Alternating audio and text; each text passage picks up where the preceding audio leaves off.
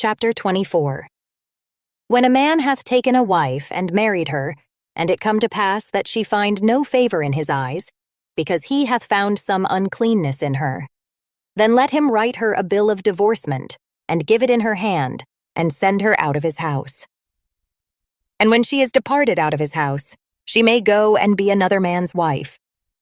And if the latter husband hate her, and write her a bill of divorcement, and giveth it in her hand, and sendeth her out of his house, or if the latter husband die, which took her to be his wife, her former husband, which sent her away, may not take her again to be his wife, after that she is defiled, for that is abomination before the Lord. And thou shalt not cause the land to sin, which the Lord thy God giveth thee for an inheritance.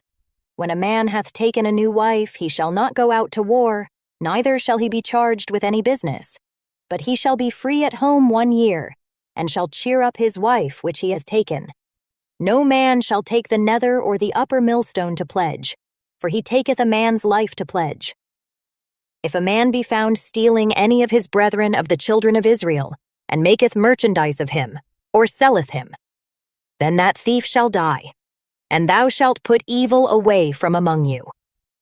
Take heed in the plague of leprosy, that thou observe diligently, and do according to all that the priests the Levites shall teach you.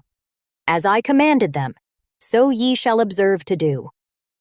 Remember what the Lord thy God did unto Miriam by the way, after that ye were come forth out of Egypt. When thou dost lend thy brother anything, thou shalt not go into his house to fetch his pledge. Thou shalt stand abroad, and the man to whom thou dost lend shall bring out the pledge abroad unto thee. And if the man be poor, thou shalt not sleep with his pledge. In any case thou shalt deliver him the pledge again when the sun goeth down, that he may sleep in his own raiment, and bless thee. And it shall be righteousness unto thee before the Lord thy God. Thou shalt not oppress an hired servant that is poor and needy, whether he be of thy brethren, or of thy strangers that are in thy land within thy gates. At his day thou shalt give him his hire, neither shall the sun go down upon it. For he is poor, and setteth his heart upon it, lest he cry against thee unto the Lord, and it be sin unto thee. The fathers shall not be put to death for the children, neither shall the children be put to death for the fathers. Every man shall be put to death for his own sin. Thou shalt not pervert the judgment of the stranger, nor of the fatherless, nor take a widow's raiment to pledge. But thou shalt remember that thou wast a bondman in Egypt, and the Lord thy God redeemed thee thence.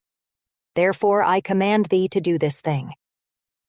When thou cuttest down thine harvest in thy field, and hast forgot a sheaf in the field, thou shalt not go again to fetch it. It shall be for the stranger, for the fatherless, and for the widow, that the Lord thy God may bless thee in all the work of thine hands. When thou beatest thine olive tree, thou shalt not go over the boughs again. It shall be for the stranger, for the fatherless, and for the widow. When thou gatherest the grapes of thy vineyard, thou shalt not glean it afterward. It shall be for the stranger, for the fatherless, and for the widow. And thou shalt remember that thou wast a bondman in the land of Egypt. Therefore I command thee to do this thing,